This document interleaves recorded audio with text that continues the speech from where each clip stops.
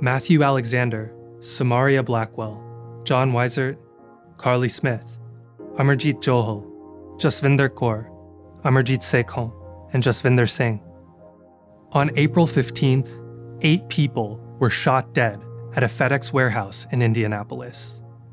Half of them were like me, people with brown skin, uncut hair, and followers of the Sikh faith, the world's 5th largest religion. The FBI says they're meticulously investigating whether the attack was racially motivated. For Sikh-Americans, it's hard to believe that it wasn't. When the 19-year-old white male walked into the FedEx facility armed with 2 assault rifles, police say about 90% of the almost 100 workers on site were Sikh. The shooter would have known that because he used to work there. There's also evidence that he was interested in white supremacy. A year ago, his mom called the police because she became concerned that he was suicidal. After detaining him, officers found a new shotgun and links to white supremacy sites open on his computer. But the FBI decided he wasn't an RMVE, or racially motivated violent extremist. After the massacre at the FedEx, multiple survivors interviewed by the Sikh Coalition, an NGO, say that the shooter was targeting Sikhs.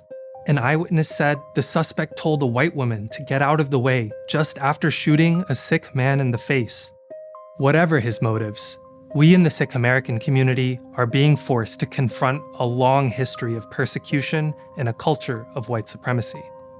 Some of the first Sikhs in this country were driven out of Bellingham, Washington in 1907 by a racist mob who ransacked the town and beat up South Asian migrants. Fast forward a century, and Sikhs were being mistaken for Muslims and targeted by self-styled patriots seeking revenge for 9/11. 4 days after the towers fell, Balbir Singh Sodhi was the first of many to be killed in a 9/11-related hate crime. As a second grader, I realized that I was more scared of the people who claimed to love America than those who hijacked the planes. It felt like every other month, I was reading headlines about someone's parents being killed at work, grandparents being beat up while taking a walk, or kids my age having their turbans set on fire at school. Then, in 2012, a white terrorist showed up at a gurdwara, our place of worship, in Oak Creek, Wisconsin, and shot 7 people dead. It took 3 years after that horrific massacre for the FBI to start tracking hate crimes against the Sikh community. By 2018, they realized that we're the 3rd most targeted religious group in the US, even though we make up less than 0.2% of the population. Why? If I had to guess, it's because 60% of Americans are clueless to who we are. So let me break it down. Sikh means student. And we're taught that our life's purpose is to learn about God, one God, that exists within everything that lives. And the best way to learn is through selfless service of humanity.